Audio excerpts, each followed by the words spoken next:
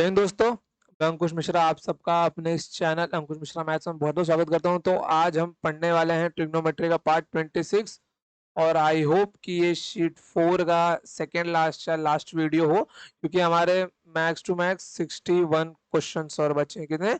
61 questions, 60 नहीं 21 questions और बचे हैं। 21 बस। फिर इसके बाद में शीट 4 का अंत और शीट 5 की स्टार्टिंग होगी। ओके। और मुझे ये उम्मीद है कि आपने इन 2 डेज की छुट्टी के अंदर शीट 4 के क्वेश्चंस को ट्राई किया होगा, क्योंकि ज्यादा टफ क्वेश्चंस नहीं, केवल आपको एंगल की वैल्यू रखनी है। बस क्या? केवल एंगल की वैल्यू रखनी है आपको, उससे ज्यादा कुछ भी नहीं करना है। चलो देखो, तो आज है हमारा पार्ट 26 और आई होप आपने रिवाइज किया होगा। क्या रिवाइज किया होगा? क्योंकि अगर रिवाइज नहीं किया है तो ऑल आर वेस्ट, कुछ मतलब नहीं है। क्योंकि ट्रिग्नोमेट्री के इतना आगे आने के बाद, कितना आगे आने के बाद आप में से जितने लोगों को भी लगता रहेगा सर इतना पार्ट सिखा रहे हो, क्या यूज है? जिस दिन क्वेश्चन करने बैठोगे ना, उस दिन इसका यूज आप सबको समझ में आएगा। ओके चलो, तो देखो ये है हमारा क्वेश्चन नंबर 41। क्वेश्चन नंबर 41 इसको दो टाइप से सॉल्व किया जा सकता है। एक तो बेसिक से भी ये क्वेश्चन सिंपल है, फिर उसके बाद में ये थीटा के वैल्यू से बहुत ही सिंपल है। देखो, अगर मैं थीटा की वैल्यू 0 डिग्री रखता हूँ, अगर मैं थीटा को 0 डिग्री रखता हूँ तो क्या होगा? थीटा को 0 डिग्री रखते ही tan zero zero, sine zero zero, तो ये पूरा टर्म क्या हो जाएगा मेरा? जीरो। उसके बाद में साइन जीरो जीरो, ये यहाँ पे निकल जाएगा और मेरा कॉस बन जाएगा 1, तो 1/1, तो एक बराबर के, मतलब के की वैल्यू कितनी मिल गई मेरे को? 1 मिल गई। कितने मिल गए मेरे को के की वैल्यू? मेरे को के की वैल्यू मिल गई 1। ये था मेरा एंगल रख के जो सीधे बिना पेन उठाए मेरे को आंसर मिल जाता, के का वैल्यू 1। बट अगर मैं बेसिक से जाता तो देखो बेसिक से क्या होता है इसका इसका सॉल्यूशन देखो। बेसिक से क्या लिखा हुआ है यहाँ पर? यहाँ पे लिखा हुआ है cos square theta divided by 1 minus 10। 10 को मैं यहाँ पे लिख सकता हूँ sine by cos plus sine cube theta divided by sine theta minus cos theta. Okay. अब ये जब कॉस यहाँ मल्टीप्लाई होगा, ये मेरा बन जाएगा कॉस माइनस साइन, और ये कॉस ऊपर जाएगा तो ये ऊपर जाके मेरा बन जाएगा cos cube theta upon cos theta minus sine theta. अब अगर मैं यहाँ से माइनस कॉमन निकाल लूँ तो माइनस यहाँ पे लग जाएगा, यहाँ पे मुझको मिल जाएगा sign cube theta divided by cos theta minus sine theta. Okay. अब एक काम करो, दोनों के डिनोमिनेटर को सेम कर दो, दोनों के डिनोमिनेटर को सेम कर दो। तो यहाँ पे क्या, ये यहाँ पे क्या मिल जाएगा? Cos cube theta minus sine cube theta, cos cube theta minus sine cube theta, sign cube theta divided by cos theta minus sine theta. अब ये देखो, ये क्या है आपको? ए क्यूब माइनस बी क्यूब जैसा नहीं दिख रहा? मेरे को तो दिखाई दे रहा है ये बिल्कुल ए क्यूब माइनस बी क्यूब जैसा। तो ऊपर ए क्यूब माइनस बी क्यूब का फॉर्मूला लगा दो। ए क्यूब माइनस बी क्यूब का फॉर्मूला क्या होता है मेरा? इसका मेरा फॉर्मूला होता है cos theta minus sign theta into cos square theta plus sine square theta. मेरा कितना होता है? 1। तो 1 प्लस ए इंटू बी, मतलब sign theta into cos theta. और यहाँ पे इक्वल्स, यहाँ पे कितना मिल जाएगा? के plus sign theta into cos theta. Okay. अब ये देखो, ये जो सेम टर्म है ये क्या होगा? कैंसिल होगा। तो यहाँ पे क्या बचेगा? यहाँ पे सिर्फ बच जाएगा मेरा कॉस थीटा। यहाँ पे मेरा बच जाएगा 1 plus sign theta into cos theta. और जो सेम टर्म होगा वो भी क्या होगा? आपस में कैंसिल होगा।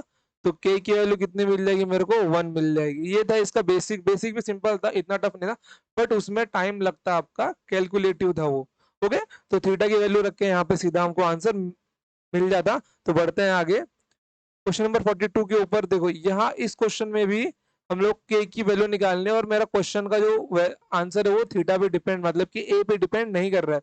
तो मैं यहाँ पे ए की वैल्यू क्या रखूँ? ए की वैल्यू मैं क्या रखूँ कि मेरे को इसका आंसर मिल जाए? ओके चलो, अगर मैंने मान लिया कि put A equals to 0 degree, A equals to 0 degree, तो यहाँ पे कितना मिल जाएगा? Cos 0 1 plus cos cube 120 plus cos cube 120 equals to K. Cos 3 है मतलब कॉस 0, मतलब कॉस 0 होता है मेरा 1। तो यहाँ पे कितना मिल जाएगा, कॉस 120 को मैं क्या लिख सकता हूँ यहाँ पे, इसको मैं यहाँ पे लिख सकता हूँ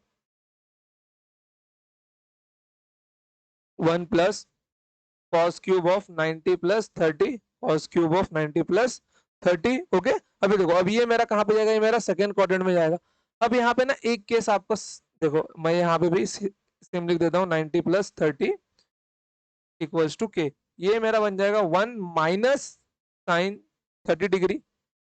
कितना बन जाएगा, 1 माइनस साइन क्यूब 30 डिग्री, क्योंकि ये मेरा जाएगा सेकंड क्वाड्रेंट में। सेकंड क्वाड्रेंट में कॉस क्या होता है मेरा, निगेटिव होता है। और यहाँ भी same minus sine cube 30 degree equals to K. अब यहाँ पे कितना मिल जाएगा मेरे को, माइनस 1/2 का क्यूब मतलब 1/8 माइनस 1/8 इक्वल्स टू के। यहाँ पे कितना मिल जाएगा मेरे को, 1 माइनस 1/4 इक्वल्स टू के, मतलब यहाँ पे कितना मिल जाएगा, के इक्वल्स टू 3/4। के इक्वल्स टू 3/4 मतलब option A is my right answer. अब यहाँ पे देखो, यहाँ पे ना एक केस और क्या बन सकता है, देखो अगर बाय चांस हमको ऐसा ये मिल गया होता cos square 120 and plus cos square 120 degree. Okay, तो इसका जब मैं लिखता कि 1 plus cos square 90 plus 30 degree plus cos square 90 plus 30 degree. Okay, तो यहाँ पर जो मेरा ये जो टर्म है, ये मेरा प्लस आता है कि माइनस आता, सीधी सी बात है, मेरा कॉस सेकेंड क्वाड्रेंट में नेगेटिव होता है, लेकिन स्क्वायर की वजह से वो प्लस बन जाएगा, तो 1 प्लस साइन 30 डिग्री आता। और यहाँ पे क्या है, यहाँ पर क्यूब है, माइनस माइनस साइन का, माइनस साइन का जो मेरा पावर पावर 3 होगा वो भी माइनस ही होगा। तो मेरा जो देखो, माइनस का क्यूब करने पर माइनस ही आता है, और माइनस का स्क्वायर करने पर प्लस आता है। समझ गए, यहाँ पर स्क्वायर था, इसके लिए ये जो साइन है मेरा प्लस में आया। यहाँ पर माइनस, यहाँ पर कितना था, क्यूब था, इसलिए यहाँ पर जो मेरा साइन प्लस था वो माइनस में चेंज हो गया। समझे, तो ये साइन का खेल क्यूब और स्क्वायर में टेंशन मत लेना, क्योंकि ऐसा एक सम हमने पीछे और देखा था 10 स्क्वायर वाला। कौन सा, 10 स्क्वायर वाला। 10 मेरा फर्स्ट क्वाड्रेंट में नेगेटिव होता है, लेकिन वहां पे स्क्वायर था, इसके लिए उसको हमको प्लस करना पड़ा। ओके, चलो बढ़ते हैं आगे। चलो क्वेश्चन नंबर 23, देखो ये क्वेश्चन पूछा गया है 2019 के मेंस के एग्जाम में। 2019 के मेंस के एग्जाम में ये क्वेश्चन पूछा गया। सबसे सिंपल है, थीटा की यहाँ पे कोई वैल्यू रख दो, और मैं थीटा की यहाँ पे वैल्यू रख देता हूँ 45 डिग्री। कितनी, थीटा इक्वल्स टू 45 डिग्री। तो यहाँ पे कितना मिल जाएगा मेरे को, रूट टू प्लस 1/√2 का होल स्क्वायर प्लस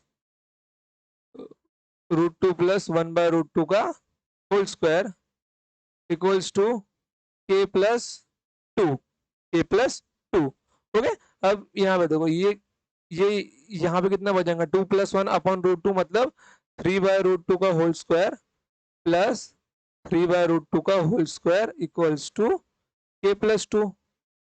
अब यहाँ पे क्या मिल जाएगा मेरे को, यहाँ पे मेरे को मिल जाएगा 9/2 plus 9/2 equals to K plus 2 मतलब 18/2, 18/2 मतलब 9 इक्वल्स टू के प्लस 2। तो के की वैल्यू कितनी मिल गई मेरे को, 7 मिल गई। ओके, मतलब option A is my right answer. बहुत सिंपल क्वेश्चन था। और अगर बेसिक से करने जाओगे, आपको यहाँ पे a प्लस बी का होल स्क्वायर, फिर a माइनस बी का होल स्क्वायर, फिर वहां पे कितना मिल जाएगा आपको, साइन स्क्वायर प्लस, फिर यहाँ पे देखो कॉस स्क्वायर प्लस, फिर यहाँ पे सेक सेक मिलेगा आपको, और यहाँ पे ये जो यहाँ पे कोसेक स्क्वायर मिल जाएगा। ये आपको यहाँ पे तकलीफ देगा, समझ गए। ये दोनों टर्म आपको यहाँ पे टेंशन देंगे, आपको सेक को वहां भेजना होगा। फिर यहाँ पे अगर आप लोग बेसिक्स करने जाओगे, तो यहाँ पे आपको देखो क्या मिल जाएगा, sine square theta plus cosec square theta plus 2, इन दोनों का मल्टीप्लिकेशन कितना बन जाएगा, 1। फिर cos square theta plus sec square theta plus फिर से 2 equals to K plus tan square theta plus cot square theta. अब ये देखो, अब ये दोनों टर्म जो मेरा, इसको यहाँ पे लेके आऊंगा, इन दोनों टर्म को मैं यहाँ पे लेके आऊंगा, तो यहाँ पे कितना मिल जाएगा, sine square plus cos square, यहाँ पे कितना बन जाएगा मेरा, 1 बन जाएगा, प्लस ये 4 यहाँ पे पहले से दिया हुआ है 2 और 2। फिर उसके बाद ये जब 10 स्क्वायर और ये जो यहाँ पे कॉट स्क्वायर है, जब यहाँ पे आएंगे इनसे मुझको एक और एक फिर से यहाँ पे मिल जाएगा, तो के की वैल्यू कितनी मिल जाएगी मेरे को, 4 2 6 7। दोनों से कर सकते हो ये, जबकि और सिंपल है, ये जबकि और सिंपल है, बट इसको ज्यादा लंबा खींचना नहीं है, एक ही स्टेप में इसका आंसर निकाल लेना है आपको। ओके, चलो फिर बढ़ते हैं आगे नेक्स्ट क्वेश्चन के ऊपर। चलो क्वेश्चन नंबर 44 इंपॉर्टेंट क्वेश्चन है, क्योंकि ये क्वेश्चन डाउट वाला क्वेश्चन बहुत है। देखो यहाँ पे क्या दिया हुआ है, यहाँ पे दिया हुआ है sine square A plus sine square B plus sine square C minus 2 cos A cos B cos C.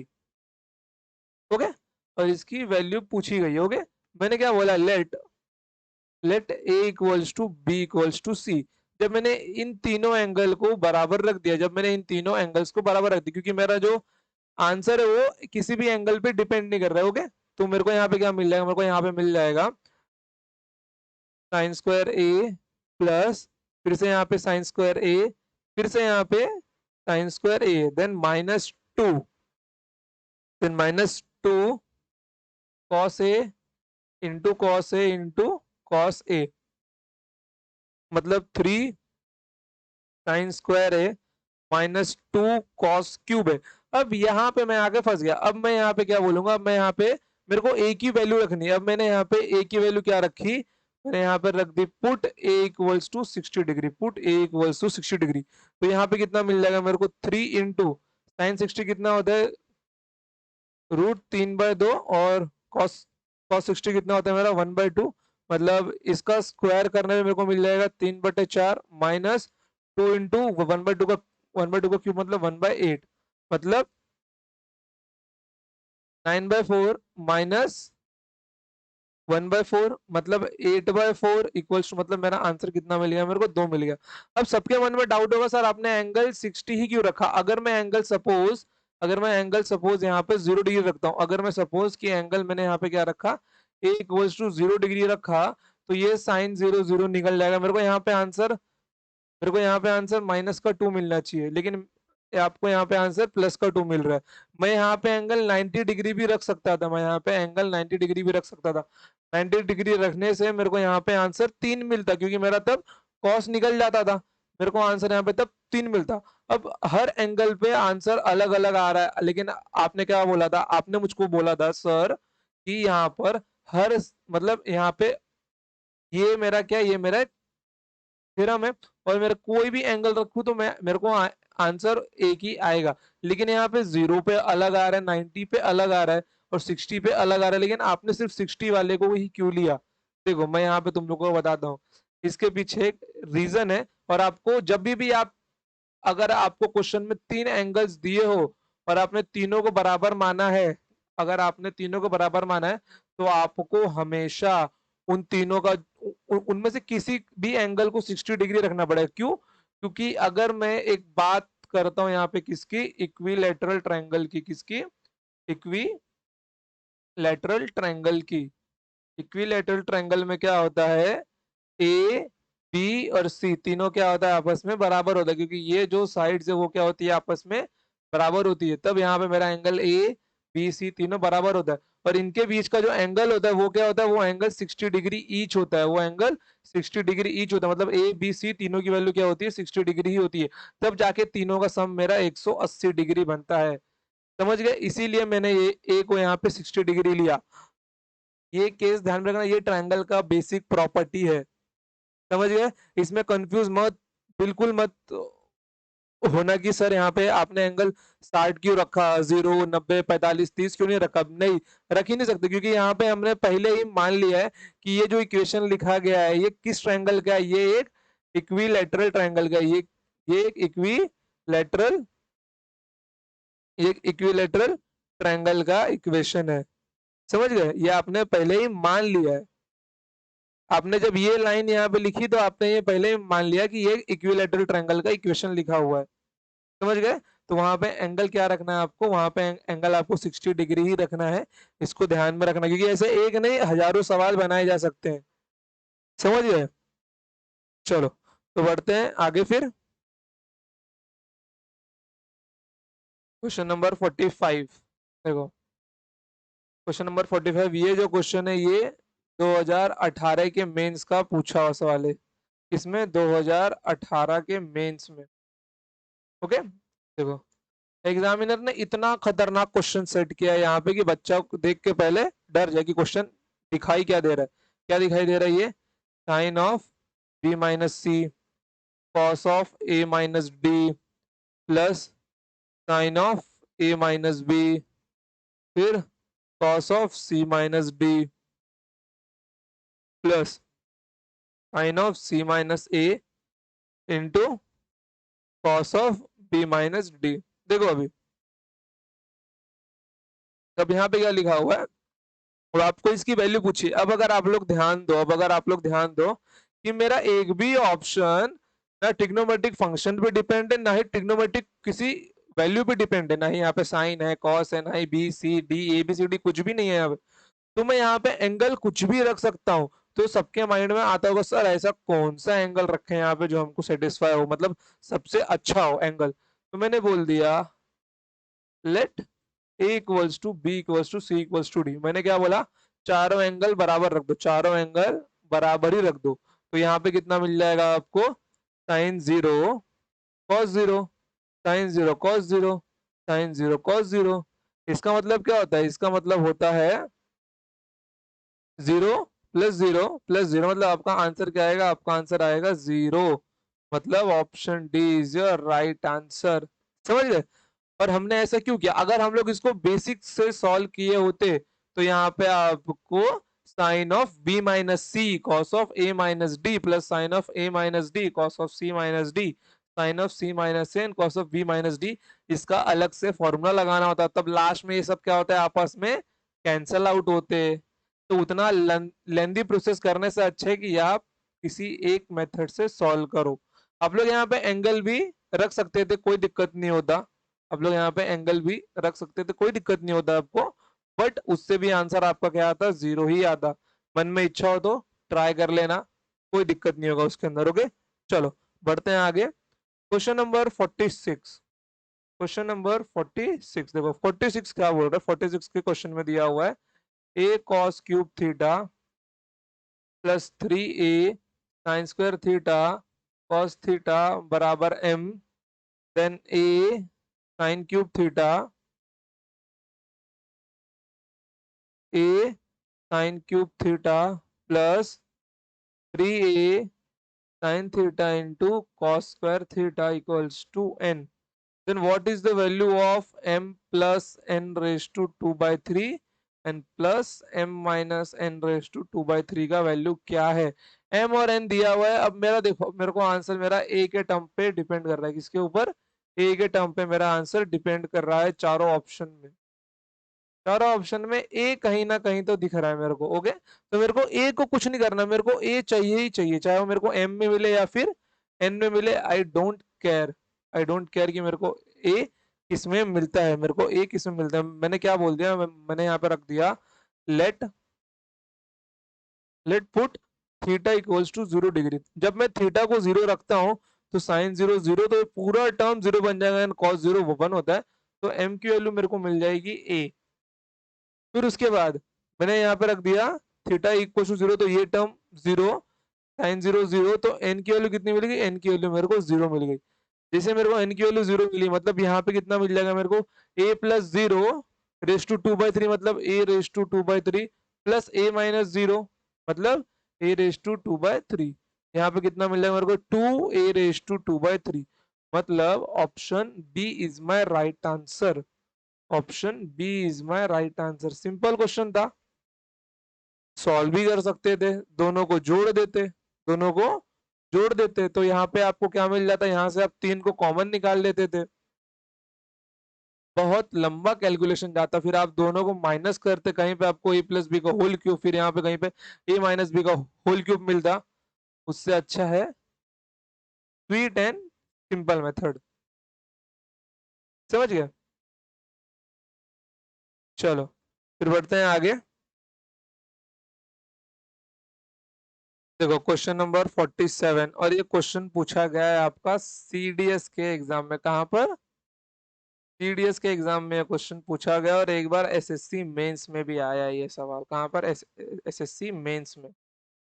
Okay चलो, तो ये मोस्ट इंपॉर्टेंट क्वेश्चंस में आता है, इसको देख लो। ऐसे और क्वेश्चन बनाए जा सकते हैं आपके एग्जाम के लिए। देखो यहाँ पर क्वेश्चन क्या है, यहाँ पर mx upon cos theta plus ny upon sine theta equals to M square minus N square.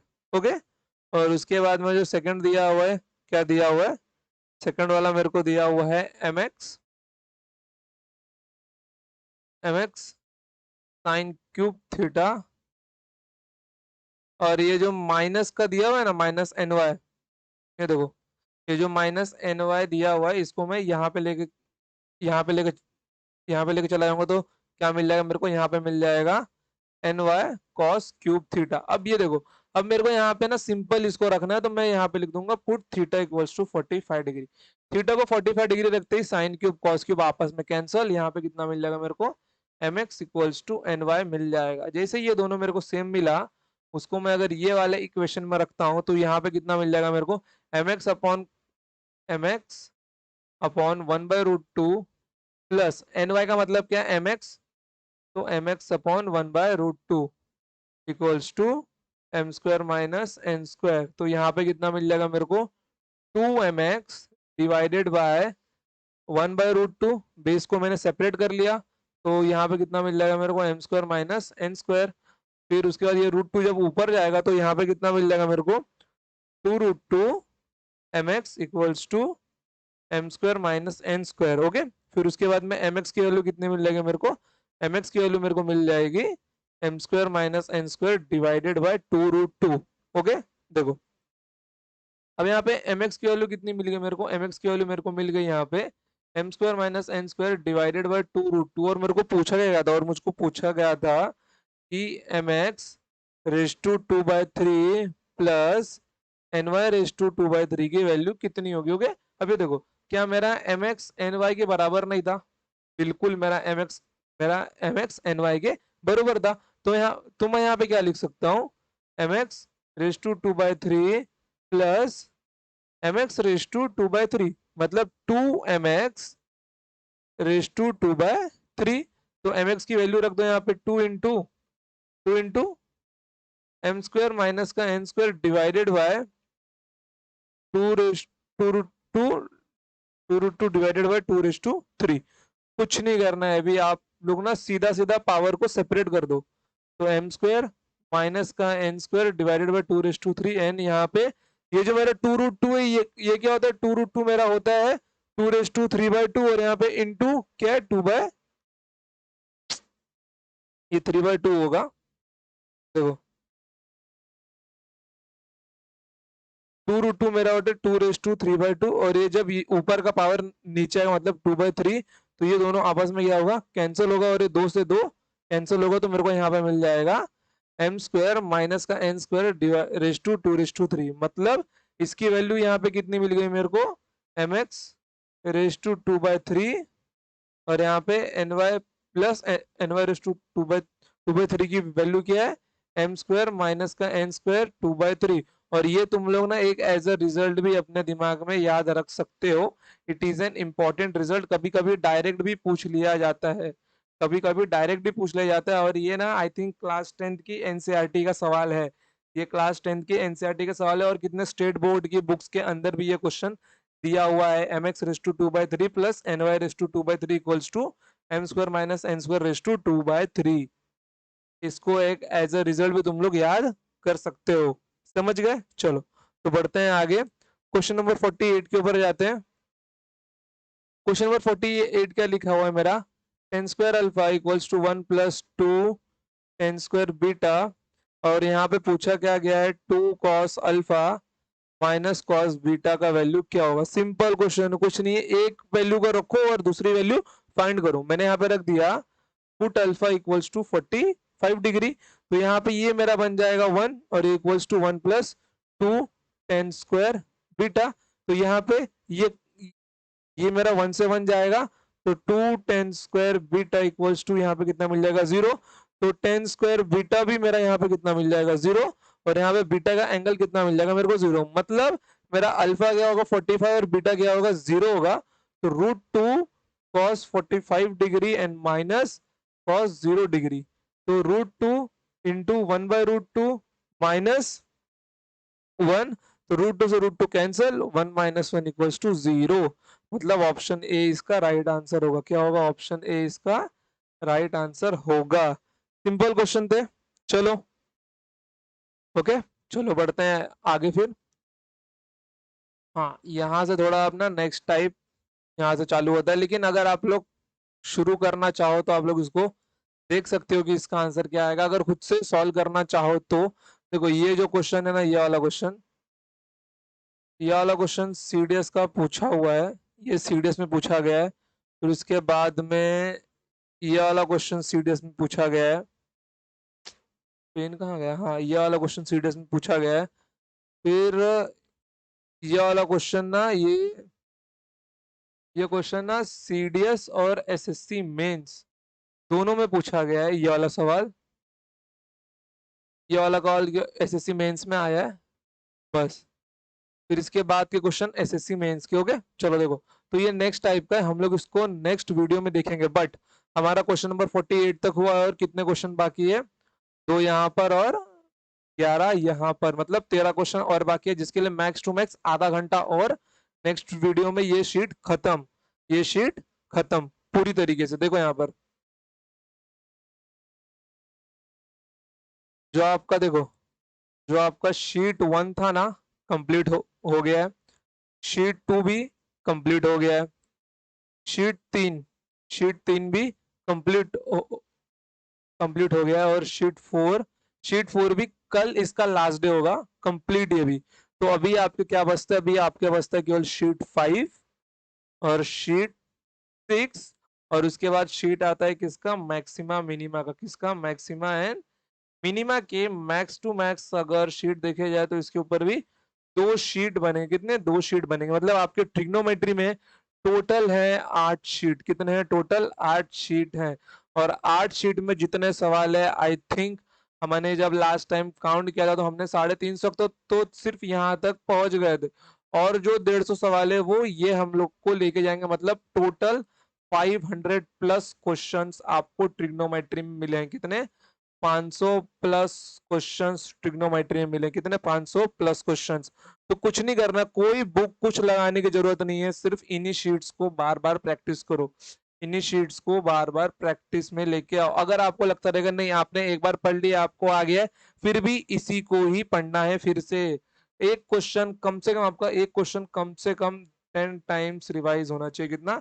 10 times revise होना चाहिए। आपको लगता रहेगा नहीं मेरे को नए क्वेश्चन देखने की जरूरत है, बिल्कुल नहीं। एग्जाम में इससे बाहर तो जाने ही नहीं वाला, एग्जाम में इससे बाहर तो जाने ही नहीं वाला। हाँ, अगर जो सीडीएस के बच्चे हैं वो सीडीएस का प्रीवियस अगर एक्स्ट्रा लगाना चाहे तो लगा सकते हैं। जो सीडीएस के बच्चे हैं वो सीडीएस का प्रीवियस ईयर, क्या प्रीवियस ईयर अगर लगाना चाहे तो वो एक्स्ट्रा लगा सकते हैं सीडीएस के प्रीवियस ईयर को, बिना किसी तकलीफ के। क्योंकि सीडीएस के प्रीवियस ईयर में उनको बहुत सारे नए क्वेश्चन देखने को मिलेंगे, नए नए टाइप के थ्योरेटिकल क्वेश्चन देखने को मिलेंगे। और जो एसएससी के बच्चे हैं वो भी इसको लगा सकते हैं। और रही बात एसएससी के पिछले सालों के सवालों को, तो मैंने बहुत सारा सवाल आपके इन्हीं शीट्स के अंदर सिखा दिया है। मैंने ट्रिग्नोमेट्री के, मैंने इन्हीं 8 शीट्स के अंदर बहुत सारे पिछले साल के क्वेश्चन को मैंने कवर कर लिया। बट अगर आप लोग प्रीवियस ईयर क्वेश्चन सेपरेट से 2011 से लेके 2019 तक के सवालों को एक बार फिर से लगा लेते हैं तो कोई दिक्कत नहीं आएगा आपको। क्योंकि 2020 में जो फॉर्म फॉर्म भरा गया था उसका पेपर अभी तक नहीं हुआ है। ओके, चलो।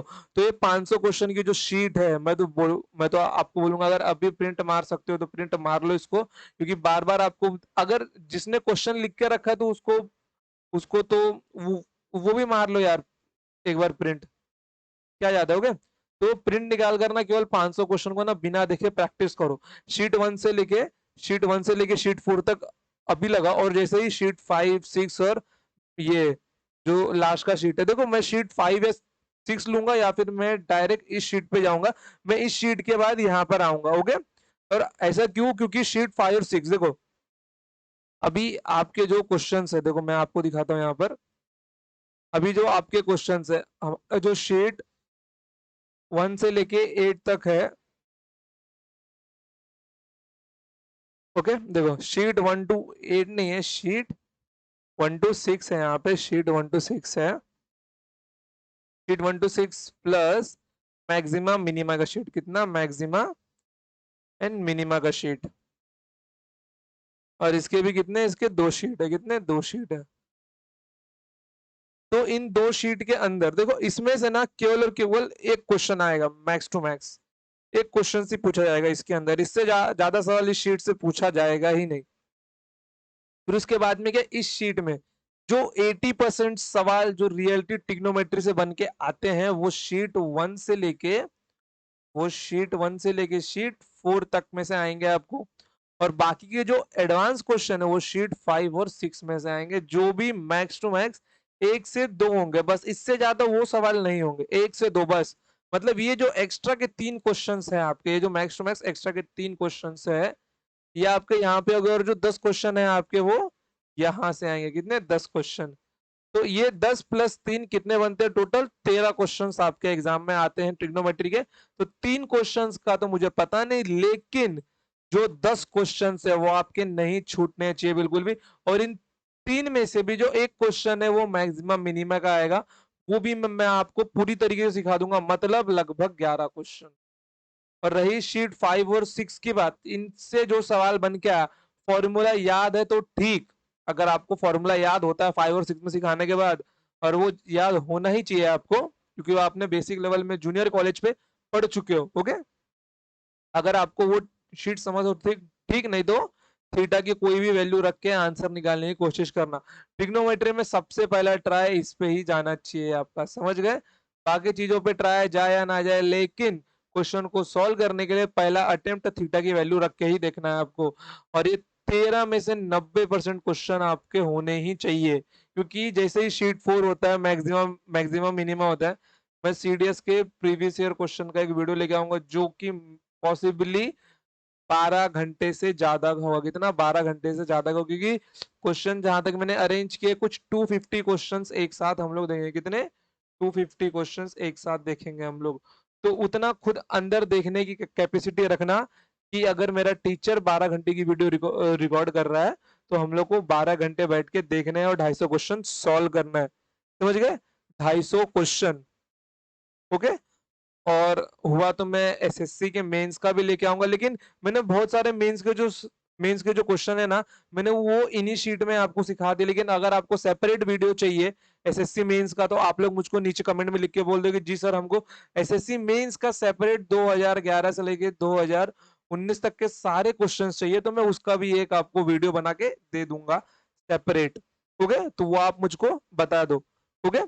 चलो, तो क्वेश्चन नंबर 49, 50, 51, 52, 53, 54, 55, 56, ये क्वेश्चन आप घर पे ट्राई करना, देखना कि आपको आ रहा है कि नहीं, क्योंकि मैं आपको नेक्स्ट टाइम तो ये नक्की सिखाऊंगा। और ये जो क्वेश्चन है ना, इनको अच्छे से दिमाग में बिठा लो। और मेन चीज जो आपको छोड़नी नहीं है, क्या है वो, रिवीजन। रिवीजन करना ही है, अगर रिवीजन छोड़ दिया तो सब कुछ छोड़ दिया आपने, क्या, रिवीजन छोड़ दिया तो सब कुछ छोड़ दिया आपने। Revision is very much important, समझ गए, it is very important, okay. चलो, तो आज के लिए इतना ही, तो मिलते हैं नेक्स्ट टाइम, तब तक के लिए टाटा बाय बाय, जय हिंद जय भारत। और नेक्स्ट क्लास में रिवीजन करके आना। और अगर आपको वीडियो अच्छी लगी है तो वीडियो को लाइक करो, जितना हो सके अपना सारे सोशल मीडिया साइट्स को इसको शेयर कर दो, और कमेंट करके बताओ जी सर हमको वीडियो आपकी अच्छी लगी, क्योंकि ट्रिग्नोमेट्री हम लोग का अब लगभग 80% हमने पढ़ लिया, जो बाकी 20% बचा हुआ वही हमको पढ़ना है। और उन 20% में से भी जहां से एक क्वेश्चन कंफर्म आएगा एग्जाम में, मैक्सिमम और मिनिमम में से, जहां जहां से आपको पूछ लिया जाता है कि कॉस की सबसे ज्यादा वैल्यू कहाँ होगी, साइन की सबसे कम वैल्यू कहाँ भी होगी, वो वाले क्वेश्चंस मैं आपको सिखाऊंगा, ओके। चलो, तो आज के लिए इतना ही, तो मिलते हैं नेक्स्ट टाइम, तब तक के लिए टाटा बाय बाय, जय हिंद जय भारत।